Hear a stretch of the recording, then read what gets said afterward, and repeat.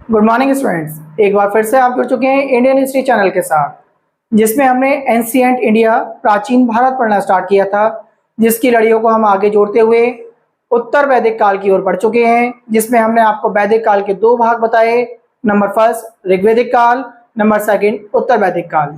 उत्तर वैदिक काल में कल हमने पढ़ा था किस तरीके से हमारे चार आश्रम होते हैं। 1 से 25 तक के आश्रम को हम क्या बोलते हैं, 26 से 50 में क्या क्या सीखते हैं, 51 से 75 तक में कौन सा आश्रम होगा, और 76 से लेकर 100 वर्ष की आयु में जाके कौन से आश्रम में हमारा जीवन काल समाप्ति की ओर बढ़ जाएगा। इसके बाद आज का लेक्चर स्टार्ट करते हुए हम लोग आगे पढ़ना स्टार्ट करेंगे, जिसमें उत्तर वैदिक काल के हम वो हिस्सा पढ़ेंगे जो अभी एग्जाम के पॉइंट ऑफ व्यू से बच गया है। जैसे कि बात की जाए कि उत्तर वैदिक काल में 4 तरीके के यज्ञों को जो है सबसे ज्यादा महानता दी गई है। उन यज्ञों के बारे में पढ़ेंगे, कौन कौन से वो 4 यज्ञ होंगे और उसमें उन यज्ञों का क्या क्या तात्पर्य रहा होगा, किस यज्ञ से क्या शक्ति प्रदान होती होगी, किस यज्ञ की क्या विशेषता रही होगी। तो हम उत्तर वैदिक काल के यज्ञों के बारे में चर्चा करेंगे। नंबर फर्स्ट अगर चर्चा करें हमने आपको बताया उत्तर वैदिक काल में 4 तरीके के यज्ञों को विशेषता दी जाती थी। चारों यज्ञों के बारे में बोर्ड पर देखना स्टार्ट करेंगे। सबसे पहले आप देखेंगे उत्तर वैदिक काल, उत्तर वैदिक काल के यज्ञ। अगर यज्ञ में बात करें तो पहला यज्ञ जो सबसे ज्यादा खास हो जाता है वो ऐसा यज्ञ के बारे में आप याद करेंगे, राजसूय यज्ञ। राजसूय यज्ञ का क्या मतलब था, ये कब किया जाता था, इसके ऊपर चर्चा करेंगे। राजसूय यज्ञ की अगर बात की जाए, जब कोई भी राजा राज्याभिषेक करा रहा होता था तब उस समय इस यज्ञ को किया जाएगा। राजसूय यज्ञ से ये माना जाता था कि एक जो राजा होगा उसके अंदर एक राजा के जो आपके अदृश्य गुण होंगे वो इस यज्ञ के बाद उसको स्वतः ही प्राप्त हो जाएंगे। जो दिव्य शक्तियां रही होंगी वो सारी की सारी दिव्य शक्तियां राजसूय यज्ञ के दौरान उसे प्राप्त हो जाएंगी। तो सबसे पहला यज्ञ राजसूय यज्ञ आपको याद हो गया होगा। आपसे पूछा जा सकता है कि उत्तर वैदिक काल में कितने यज्ञों की चर्चा की गई है, तो आपके 4 यज्ञ बहुत विशेष पाए जाते हैं, जिसमें पहला यज्ञ मैंने आपको बता दिया राजसूय यज्ञ। राजसूय यज्ञ का अर्थ हो गया ऐसा यज्ञ जब कोई भी राजा अपना राज्याभिषेक करा रहा हुआ करता था उसके दौरान उसे ये वाला यज्ञ कराया जाता था। जैसे एक राजा की जितनी भी दिव्य शक्तियां होती हैं इससे प्राप्त हो जाती होंगी। नंबर फर्स्ट यज्ञ आपको क्लियर हो गया। इसके बाद नंबर सेकंड यज्ञ की ओर बढ़ेंगे। नंबर सेकंड यज्ञ देखेंगे वाजपेय यज्ञ। वाजपेय यज्ञ, इस यज्ञ की बात करें अगर तो इस यज्ञ की जो है विशेषता जो बताई जाती है वाजपेय यज्ञ की, कि इस समय जब कोई भी राजा किसी युद्ध वगैरह में जाया करता था या उसके साथ साथ अपनी शक्ति का प्रदर्शन उसे करना हुआ करता था, तब ऐसी कंडीशन में वाजपेय यज्ञ किया जाता था अपनी शक्ति प्रदर्शन के लिए। इसी यज्ञ में अगर देखा जाए तो कुछ मनोरंजन के साधन भी हमें देखने को मिलते हैं कि जब राजा बहुत सारे राजा एक साथ इकट्ठे होते होंगे अपनी अपनी शक्ति का या प्रतिस्पर्धा वगैरह किया करते होंगे, तो वहां पे जो है रथ दौड़ वगैरह के माध्यम भी हमें प्राप्त होते हैं। आपसे पूछा जा सकता है कौन से यज्ञ के दौरान जो है रथ दौड़ या प्रतिस्पर्धा नाम की खेल किए जाते थे, तो आप तुरंत बता देंगे प्रतिस्पर्धा हो गई, रथ दौड़ हो गई, या किसी तरीके से शौर्य दिखाना हो गया, शक्ति दिखानी हो गई। शक्ति और शौर्य की अगर बात करी जा रही हो तो आप तुरंत बोल देंगे कौन सा यज्ञ होगा, आपका वाजपेय यज्ञ होगा। और उससे पहले हमने राजसूय यज्ञ पढ़ लिया। इसके बाद अगर तीसरे यज्ञ की बात करें हम, तो तीसरा यज्ञ भी आपके लिए बहुत खास हो जाता है, जो आपने बहुत ज्यादा देख रखा होगा, जिसका नाम है अश्वमेध यज्ञ। कौन सा यज्ञ हो जाएगा, अश्वमेध यज्ञ। अश्वमेध यज्ञ की अगर बात की जाए तो ये वो यज्ञ हो गया जिसके बारे में आपने पढ़ चुका होगा, शायद रामायण वगैरह में देखा भी होगा। जब किसी राजा को अपने पड़ोसी राजाओं को चुनौती देनी हो या अपने क्षेत्र में उसे वृद्धि करनी हो, तब ऐसी कंडीशन में इस यज्ञ को किया जाता था। इसमें करते क्या थे, यज्ञ के दौरान जो पूजा पाठ के बाद जो है एक अपने अश्व को, अपने घोड़े को अपने पूरे ही क्षेत्र में विचरण के लिए छोड़ दिया जाता था। जब वो अपने क्षेत्र के बाहर विचरण करता था, जहां जहां तक वो विचरण करेगा वहां वहां तक का एरिया जो है उस राजा की हो जाएगा जिस राजा का वो अश्व होगा। अगर मान लीजिए कोई उस अश्व को पकड़ लेगा तो इसका मतलब होगा कि वो उस राजा को चुनौती दे रहा है, यानी उस राजा के साथ उसे युद्ध करना होगा। तो 3 यज्ञ आपको क्लियर हो गए। नंबर 1 राजसूय यज्ञ, वाजपेयी यज्ञ, और नंबर थर्ड अश्वमेध यज्ञ। चौथे यज्ञ की अगर हम बात करें तो चौथा यज्ञ आपने वर्तमान में भी देखते होंगे या पहले भी सुना होगा, जिसका नाम था अग्निष्टोम यज्ञ। अग्निष्टोम यज्ञ का मतलब है अग्निदेव को प्रसन्न करना। इसमें बलियां दी जाती थी, पशुओं की बलि दी जाती थी अग्निष्टोम यज्ञ में। तो आपसे पूछा जा सकता है कौन से यज्ञ में पशु की बलि के बारे में चर्चा की जाती है, तो आप तुरंत बता देंगे अग्निष्टोम यज्ञ।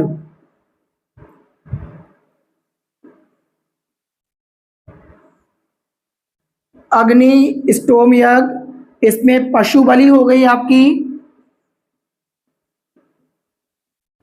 और पशु बलि के साथ साथ अगर बात की जाए तो आप बता देंगे अग्निदेव को प्रसन्न करना हो गया।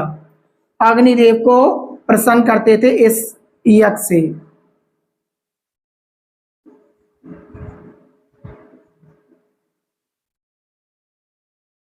तो चारों यज्ञ आपको क्लियर हो गए होंगे। एग्जाम के पॉइंट ऑफ व्यू से चारों यज्ञ बहुत पूछे जाते हैं, राजसूय यज्ञ, वाजपेयी यज्ञ, अश्वमेध यज्ञ और अग्निष्टोम यज्ञ के बारे में बहुत चर्चा मिलती है।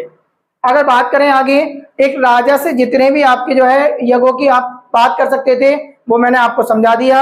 उसके बाद अगर राजा की राजनीतिक व्यवस्था की बात की जाए तो राजनीतिक व्यवस्था किस तरीके से चलती थी उसका एक पैटर्न समझेंगे हम इकाइयों के जरिए से। सबसे छोटी इकाई की अगर बात की जाए तो सबसे छोटी इकाई को कुल बोला जाता था, कुल अथवा परिवार। देखिए ध्यान से, नंबर फर्स्ट करके डाल रहा हूं मैं आपको। अगर राजनीतिक व्यवस्था की बात करी जाए तो सबसे छोटी इकाई जो थी, सबसे छोटी इकाई, उस इकाई को बोला करते थे कुल अथवा परिवार भी बोल सकते थे इसे, कुल अथवा परिवार बोला करते थे। और इसका जो प्रधान हुआ करता होगा, जो मुखिया हुआ करता होगा, उसे प्रधान को बोला करते थे कुलप। पीछे हमने अपने लेक्चर में आपको समझा भी दिया था, प्रधान को क्या बोला करते थे, कुलप। ठीक है, अब आप ये समझिए सबसे छोटी इकाई हमने आपको कुल बता दी, परिवार बता दी, उसका प्रधान बता दिया आपको हमने कुलप। और इन परिवारों का जो बहुत सारे परिवारों का एक समूह मिलता होगा तो इन परिवारों को मिलाकर बोला जाता होगा ग्राम। इन परिवारों की, जब छोटे छोटे परिवार, बहुत सारे परिवार मिल जाते होंगे तो परिवारों का समूह पूछ सकता है आपसे, परिवारों के समूह को क्या बोलते थे, परिवारों का समूह कहलाता था आपका ग्राम। और इसका जो प्रधान रहा होगा उस प्रधान को बोला करते थे ग्रामीण। उस प्रधान को क्या बोला करते थे, ग्रामीण। ये बात आपके क्लियर हो गई होगी। सबसे छोटी इकाई कुल या परिवार, और कुल और परिवार की अगर इकाइयों को बढ़ा दोगे तो बन जाएगा वो आपका ग्राम, और ग्राम का जो प्रधान होगा आपका वो हो जाएगा ग्रामीण। और अगर आगे बात करें तीसरे नंबर पे, तो ग्रामों को मिलाकर जो बनता था वो बनता था विश्व। ग्रामों को जो मिलाकर बनेगा, बहुत सारे ग्राम आपस में मिल जाएंगे तो ग्रामों का समूह अगर आपसे पूछ ले तो ग्रामों का समूह क्या कहलाता था, तो आप बता देंगे तुरंत, ग्रामों के समूह को बोला करते थे विश्व। और इन सभी विश्व का जो प्रधान रहा होगा उस प्रधान को बोला करते थे विश्वपति। 3 इकाइयां आपको क्लियर हो गई। सबसे छोटी इकाई आपको क्लियर हो गई कुल और परिवार, जिसका प्रधान कुलप हो गया। परिवारों के समूह को ग्राम बोला करते थे, जिसका प्रधान ग्रामीण हो गया। और ग्रामों के समूह को विश्व बोला करते थे, जिसका प्रधान विश्वपति हो गया। ऐसी विश्वों के प्रधान को अगर बात करें तो जब बहुत सारे विश्व अगर मिल जाएं तो विश्वों का समूह क्या कहलाएगा, आपसे यह भी पूछा जा सकता है। विश्वों का समूह को बोलेंगे आप जन। जन, और जन का जो है प्रधान होगा उसे या तो आप जनपति बोलेंगे, जनपति, या इसे बोलते थे राजा। तो राजा या जनपति इसे ही बोला जाता था, आप इस तरीके से समझ जाएंगे। और इन सभी इकाइयों का मिलकर जो है एक कबीले का ढांचा तैयार होता था। ठीक है, 2 बातें आपने आज के लेक्चर में सबसे इंपोर्टेंट सीख ली। 4 यज्ञों के बारे में पढ़ लिया कि 4 यज्ञ कौन कौन से हैं, सबसे इंपोर्टेंट यज्ञ बता दिए मैंने आपको, कब कब ये यज्ञ किए जाते थे, उनकी विशेषता आप समझ गई। नंबर फर्स्ट पे आपने राजसूय यज्ञ समझा, नंबर सेकंड पर वाजपेयी यज्ञ समझा, नंबर 3 अश्वमेध यज्ञ, नंबर 4 अग्निष्टोम यज्ञ। आपसे पूछा जा सकता है अग्निदेव को प्रसन्न करने के लिए कौन से यज्ञ की बात की जाती थी, अग्निष्टोम की। पशु बलि की चर्चा किस पे मिलती है, अग्निष्टोम यज्ञ में।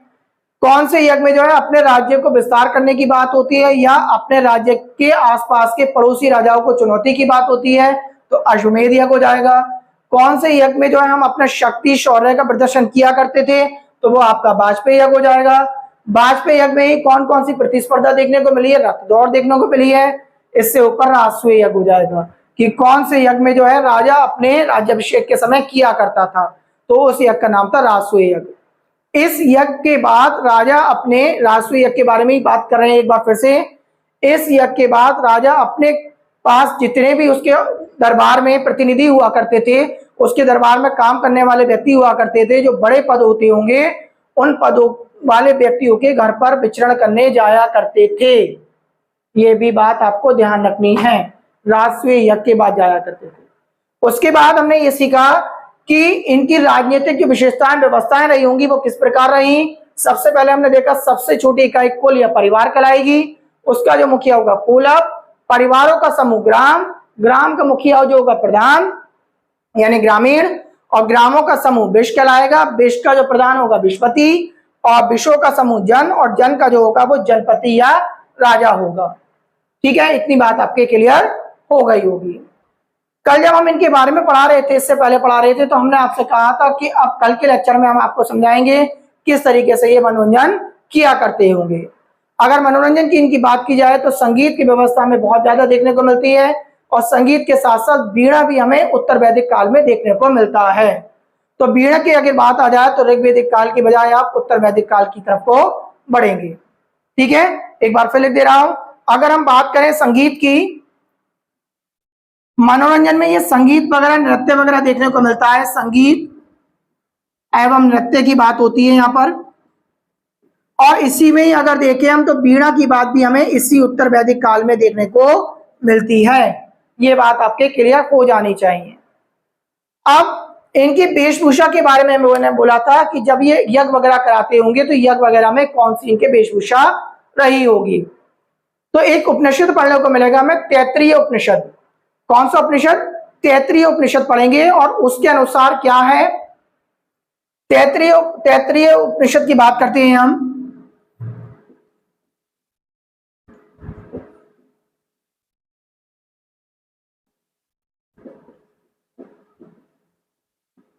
तैत्तिरीय उपनिषद में तीन तरीके के लोगों की चर्चा करेंगे हम।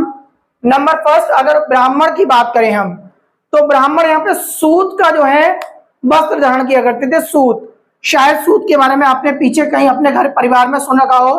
तो ब्राह्मण की सबसे पहले बात करी तो आपसे पूछा जा सकता है यज्ञों के दौरान ब्राह्मण जो है तैत्तिरीय उपनिषद के अनुसार कौन से वस्त्र या किस चीज के वस्त्रों का उपयोग किया करते थे। तो आप यज्ञों के दौरान बता देंगे किसका किया करते थे, सूत के वस्त्र पहना करते थे, सूत। ठीक है, ये बात आपके क्लियर हो गई होगी। ऐसी अगर हम क्षत्रियों की बात करें तो क्षत्रिय किस तरीके के जो है वस्त्रों का उपयोग किया करते थे, तो वो सन का यूज किया करते थे। आपने शायद सुना होगा सन की रस्सी, रस्सी आती है बेटा, कौन सी आती है, सन की रस्सी आती है। तो क्षत्रिय सन का उपयोग किया करते थे। और इसी प्रकार अगर वैश्य की बात करें तो वैश्य उस समय ऊन का उपयोग किया करते थे। आज हमने तीन चीजों के बारे में चर्चा करी, और तीनों चीजें बहुत इंपोर्टेंट हो जाती हैं। आपसे इस तरीके से पूछा जा सकता है कि कौन से उपनिषद के अनुसार ब्राह्मण सूत का जो है यज्ञों के दौरान वस्त्रों का उपयोग किया करते थे, तो आप तुरंत बता देंगे तैत्तिरीय उपनिषद। तो अगर यज्ञों के जो वस्त्र पूछे गए हैं या बताए गए हैं किसी में भी, तो वो तैत्तिरीय उपनिषद में आपको बताए गए हैं। ठीक है, एक और उपनिषद पढ़ते हैं आप, उसका नाम है श्वेतांबर उपनिषद। तो श्वेतांबर उपनिषद की अगर बात करें तो उसमें रुद्र देवता की बात की गई है। रुद्र देवता अर्थात भगवान शिव की बात की गई है। तो इतनी बात भी आप याद कर लेंगे। एक बार फिर लिख दे रहा हूं, कौन सा उपनिषद बताया हमने आपको, श्वेतांबर उपनिषद। तो दो उपनिषद के बारे में भी चर्चा कर ली हमने। श्वेतांबर उपनिषद, इसमें किसकी चर्चा हुई है, भगवान रुद्र की बात हुई है। और रुद्र किससे संबंध रखते हैं, भगवान शिव से संबंध रखते हैं। आपको ये भी बात याद हो गई होगी।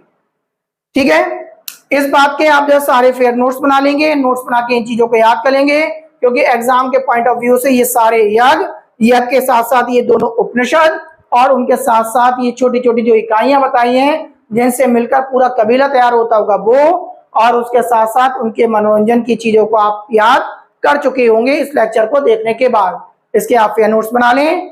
आज के लेक्चर में केवल इतना ही। अगर मेरा लेक्चर आपको पसंद आया हो तो लाइक करें, सब्सक्राइब करें। Thank you.